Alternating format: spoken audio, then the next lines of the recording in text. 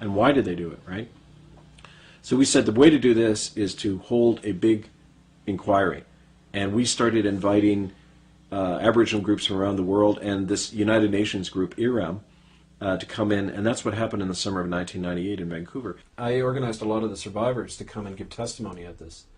And at that tribunal, anything you could ever imagine that went on in a Nazi death camp was described. There was a group of people from the Cooper Island Catholic school who described being part of a medical experiment in 1939 when German-speaking doctors were injecting them in their chests with these chemicals that was killing them. I'm 100% sure that we're used as guinea pigs in these local hospitals for some unknown reason. We're lugged off the hospital, I can remember that.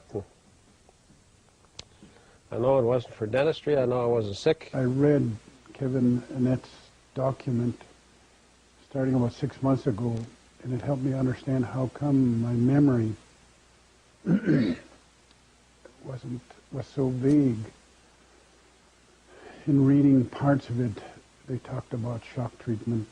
In my last year there, the spring of 1961, I was taken from the school to Charles Camsell Indian Hospital, and from Charles Camsell Indian Hospital to Ponoka Mental Institute.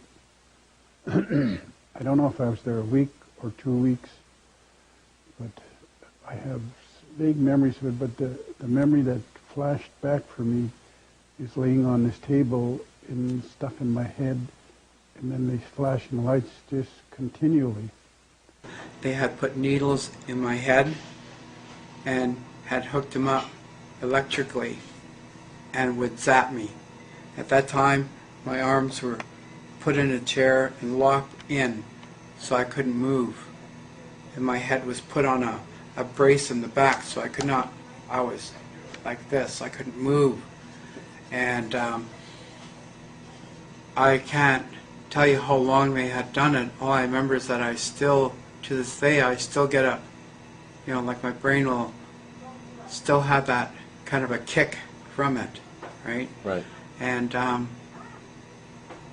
they had done a lot of bad things by putting medications in the food while I was in the dark room, bringing the food in, and you had to eat it, and if you didn't eat it, then if you threw it up into a bag, they'd put it on the plate again and make you eat it. I also went to the tribunal that was held, and although I've been with Amnesty since 1961, I had to walk out of that tribunal as the sobbing went on around me, and the gulping for air, and the crying of the natives as they told their stories. And I couldn't imagine, you know, Canadian men, policemen, fathers and grandfathers going in and taking children out of the arms of native parents and putting them on a gunboat and taking them to these schools like Port Alberni. That all came out at that tribunal. I thought, my goodness, how could they take little 5- and 6-year-olds? And as a grandparent myself with a little 5-year-old, how dependent he is on family. How could they take those children to these schools where at best they were treated with indifference, but as we know, so much worse went on there. We've had Chief Harry Nice, we've had Chief Joe Gosnell, we've had Chief Ernie Cray sitting in this room with tears in their eyes describing it to me themselves on television. I mean, it happened. We know it happened. And it happened in our lifetime, right? It's not 150 years ago. Is there proof, though? Like Nazis... Scars. They showed me the scars. And they also... Anything written down? Any doctors write down that they went through it? I did find documents in the Indian Affairs Archives describing these doctors, and how what was interesting was the order that was running the school, a Catholic order called the Montforts.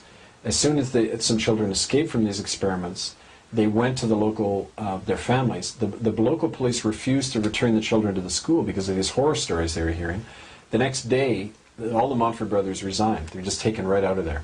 And the Oblates come in to replace them. So there was something very odd going on, and a number of the children died, and I found the death records and everything. So there was that kind of stuff going on. Well, did the tribunal ask for proof, written proof? Or did they accept the oral proof? Well, they had both. They had the oral proof, and they also had the corroborating, some corroborating proof that this stuff was going on. They also subpoenaed the government and the churches and the RCMP to come and answer questions, because ultimately they're the ones with the evidence, the documentation of this. And every single one of them, from Jean Chrétien right on down, they just refused to come. They never answered or anything. But, I mean, other things were described, the sterilization of hospitals. Women showed up who described being sterilized simply because they were Indians and wouldn't go to church. I couldn't have any more children after Dr. Darby got to me. He made an announcement in our village that anyone who wasn't in church on Sunday had to report to him for a special procedure. I never went to his United Church since they did so much harm. But Darby was missionary, so his word was law. So the Mounties came and got me and brought me to Darby. He gave me a shot. Next thing I knew, I was in bed, all bruised and hurting. I was missing all my gold teeth. Something didn't feel right inside me. I never could conceive after that. Later, another doctor told me I'd been sterilized. George Darby, he did that to hundreds of our women.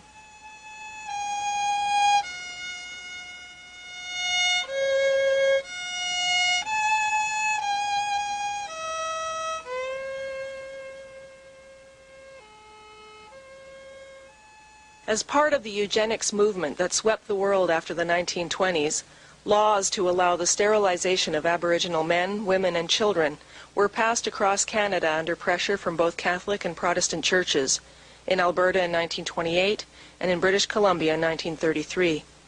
Missionary doctors of the Anglican, Catholic, and United Church of Canada sterilized thousands of Native people in hospitals all over Canada as part of the campaign to depopulate Aboriginal land to allow its occupation by European settlers and corporations.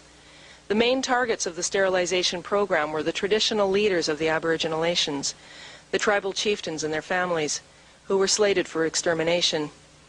Accordingly, the sterilization campaign against traditional families has continued to the present day.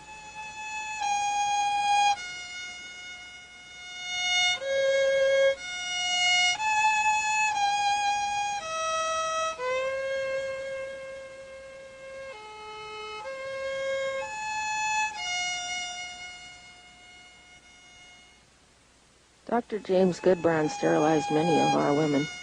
In 1952, when he heard I was going to marry a traditional chief, Goodbrand kept saying to me, "If you marry Freddie, I'll have to do an operation on you."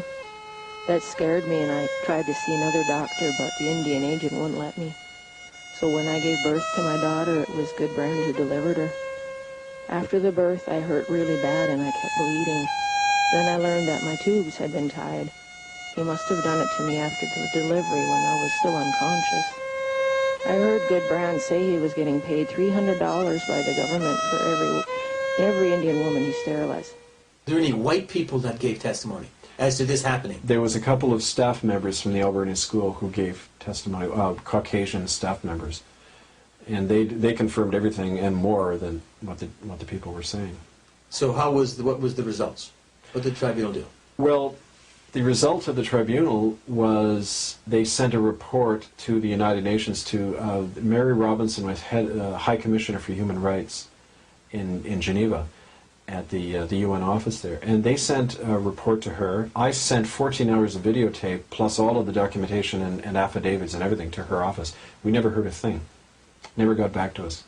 And a couple of years later, I learned that it was because of pressure that Canada brought to bear at the UN to keep this issue under the wraps, basically.